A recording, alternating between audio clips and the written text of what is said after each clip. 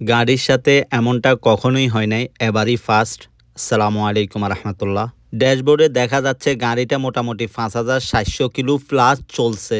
সাধারণত আমি প্রতিবারই তেল চেঞ্জ করার পরপরই গাড়িটা জিরো জিরো করে দিই, ট্রিপ এ ট্রিপ বি, যাতে আমার কাছে জানা থাকে কত কিলো চলছে এবং কত কিলোর পরে গিয়ে আমি তেল চেঞ্জ করব।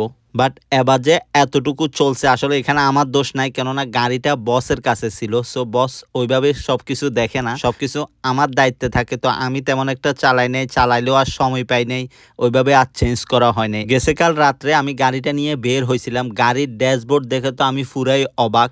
রাত্রেই চেষ্টা করছিলাম গাড়িটার তেল চেঞ্জ করে ফেলার জন্য, বাট রাত্রে সময় পাই নাই। সকালে বস ঘুমে, চাবি একটা বসের কাছে আছে, একটা আমার কাছে আছে। সো আমি নিয়ে গিয়ে এখন সবার আগে তেলটা চেঞ্জ করব। তেল চেঞ্জ করতে এসে অপেক্ষা করা লাগে নাই, সকাল সকাল তেমন একটা মানুষ নাই, তাড়াতাড়ি করে তেলটা চেঞ্জ করে ট্রিপ এ ট্রিপ বি আবার জিরো জিরো করে দিচ্ছি। আমি যতবারই তেল চেঞ্জ করি এই কাজটা করতে কিন্তু আমি ভুলি না, এটা আমি করি ফেলি, আমার মনেও থাকে। আমি কখনো এই না যে ভুলে গেছি, সবসময় এই জিনিসটা আমার মনে থাকে।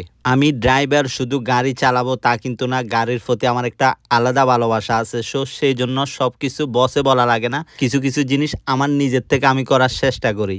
আর এই ধরনের গাড়িগুলো যদি সময় মতো পরিচর্যা করা না হয়, অনেক ধরনের সমস্যা দেখা দেয়।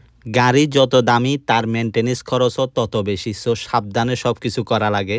গাড়ির তেল চেঞ্জ করে সকাল সকাল চলে আসলাম সুপার মার্কেটে। সুপার মার্কেটে এসেও দেখি তেমন একটা মানুষ নাই, কারণ সকাল সকাল তেমন একটা মানুষ এখনো বাইর হয় নাই। সুপার মার্কেটে যতগুলো গাড়ি দেখতেছেন, এই ধরনের এরকম গাড়ি থাকা এটা স্বাভাবিক ব্যাপার। এতগুলো গাড়ি আপনি সকাল ৮টা বাজে আসেন আর রাতের ৪টা বাজে আসেন, তখনও দেখবেন। কারণ সৌদি আরবে এগুলো স্বাভাবিক ব্যাপার। শুধু সৌদি আরবে না, মিডল ইস্টের প্রত্যেকটা দেশে এগুলো স্বাভাবিক ব্যাপার। মোটামুটি সুপার মার্কেটে ভালোই বাজার ছিল, সবগুলো একটা দুইটা করে শেষ করলাম। সুপার মার্কেটে কাজ শেষ করে গেলাম এটিএম একটাই, ওইটাতে ফাইনাই চলে গেছে অন্য আরেকটা এটিএম এ কিছু টাকা উঠানো লাগবে। আজকে এটিএম বুথগুলোর কি হয়েছে জানি না। আল রাজি ব্যাংক, যেখানে 5টা এটিএম, একটাও চলতেছে না, সবগুলা বন্ধ।